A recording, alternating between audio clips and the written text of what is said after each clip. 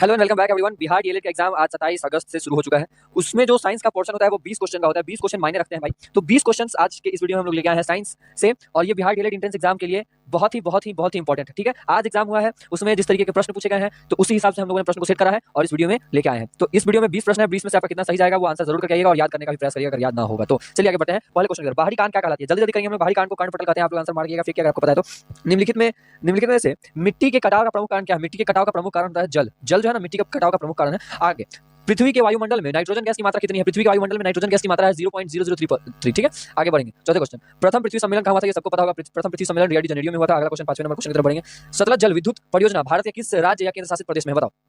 तो ये है कश्मीर में। ठीक है, option number D is the right answer जाएगा।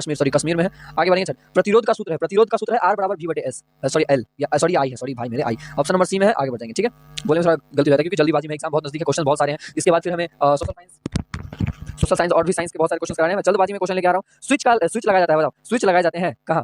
स्विच जो है ना वो लगाया जाता है गर्म तार में। ठीक है, स्विच लगाया जाता है गर्म तार में। आगे बढ़ेंगे।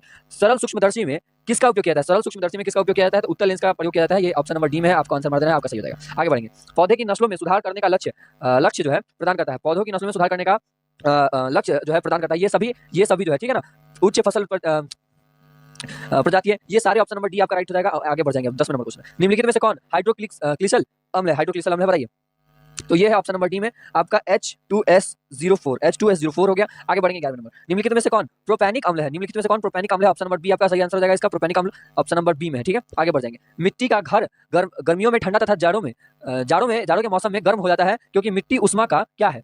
उष्मा का क्या है मेरे भाई? कुचालक। ऑप्शन नंबर बी कुचालक है। ठीक है, आगे बढ़ेंगे। 13 नंबर। निम्नलिखित में से कौन सा अकरेसुकी जीवों में नहीं है? ठीक है, उस समय से क्लास चल रहा है। ठीक है, चलिए हाँ चलेगा, अभी और लंबा चलेगा। ध्यान से सुनिएगा आप लोग जो क्लास में बैठे हुए। प्रोटोजोआ, ऑप्शन नंबर डी आपका सामने डिस्प्ले पे दिखाई दे रहा होगा।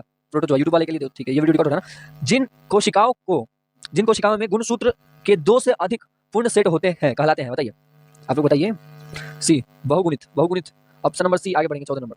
इनमें से किस ईंधन का पर्यावरण स्नेही माना जाता है? इनमें से किस ईंधन को पर्यावरण स्नेही माना जाता है, यानी पॉल्यूशन फ्रेंडली? बताओ, ऑप्शन नंबर डी में। आगे बढ़ जाएंगे। Option number D. मानव मस्तिष्क के निम्नलिखित में से कौन सा भाग बुद्धि एवं चतुराई का केंद्र है? ये सेरिब्रम है। ठीक है ना, सेरिब्रम। और ये जो है ब्रेन का सबसे बड़ा भाग है, सेरिब्रम। निम्नलिखित में से किसके त्रिपुंड केंद्र पाया जाता है? निम्नलिखित में से किसमें त्रिपुंड केंद्रक पाया जाता है? बताओ, त्रिपुंड केंद्र कहाँ पाया जाता है मेरे भाई? 17 का आंसर बताओ। Option number D right answer. आगे बढ़ेंगे 18वें क्वेश्चन की तरफ। कोई कण एक समान चाल से एक वृत्त की परिधि गति कर रहा है, क्या कण की गति है? बताओ, कण की गति है। 18 का बी आंसर हो जाएगा। आगे 19वें नंबर। जी का वर्तमान मान है लगभग ये ए नंबर ऑप्शन आपका सही हो जाएगा। 20वें क्वेश्चन और आखिरी। 900 किलोग्राम m³ घनत्व का एक वस्तु तेल पर तैरता है तथा वह तेल 1000 किलोग्राम और m³ घनत्व के पानी पर तैरता है तो तेल का घनत्व किलोग्राम में होना चाहिए। बताओ। 950 ऑप्शन ए। आप लोगों का 20 में से कितना आंसर सही आया तो आप बता सकते हैं कमेंट बॉक्स में जाके। Thank you for watching. यहाँ तक वीडियो देखा तो आपने कर जाने की कुछ लालसा है। Thank you so much for watching. Bye.